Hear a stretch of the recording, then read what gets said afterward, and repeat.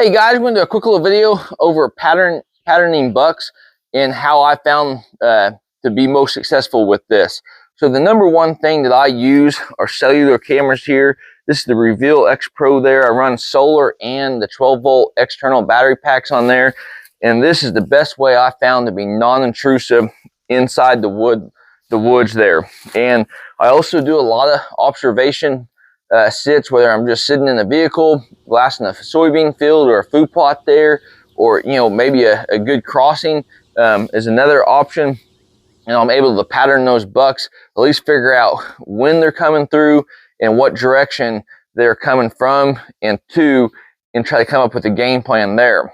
Now, once you've identified a buck, typically in the if you're observation, you're going to be in the daytime there. But if you've got yourself in a situation where you're running trail cameras there and you're seeing this buck in daytime active, go in there and hunt that deer. As long as you got your wind, thermals, they're all in your favor there.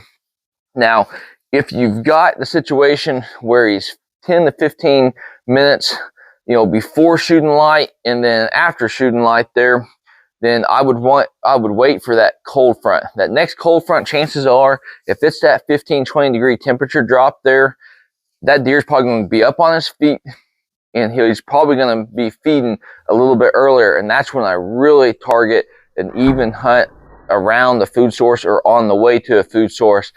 And I've harvested a lot of big mature deer on that avenue there.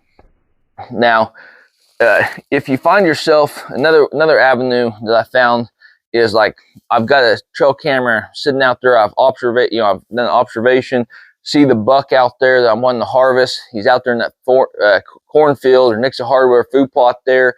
And I've also got a trail camera 300 yards from him and back into a bedding area. And I know where he's coming from. He's coming from that bedding area, and he's coming out there to that food.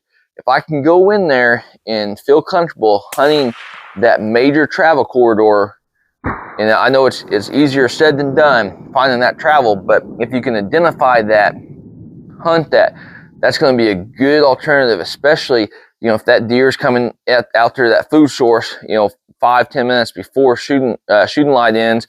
Then back into those woods, you should be able to have a lot better chance of harvesting him during an earlier time period there. But the biggest thing is don't just go in and hunt your best stands whenever you want. If you're wanting to harvest that big mature deer. Now, if you're just after the deer hunt, just have a good time and everything, then you do what you want, go for it. But anytime that you're going to be super serious about a big mature deer, I'd highly recommend laying off those best stand locations until you've got a great weather. And when I say that, it's going to be typically a big time drop in temperature, 15, 20, 25 degrees in temperature. You've also got your thermals to your advantage, and then the wind in your favor there. So the thermals, typically in the mornings they're going to rise, not always, but typically they're going to rise, and then evening times are going to drop back down. So kind of keep that in mind. You can kind of determine that on each location there, but I would definitely learn where your thermals are heading based off the wind direction there and the weather. But I think that will really play a crucial role, and you'll be a lot better off in regards to not only patterning that buck, but also getting a good chance at harvesting. So hopefully you guys enjoyed the video. Like always, hopefully you guys are getting out there in nature. Like always, best luck on your upcoming hunt.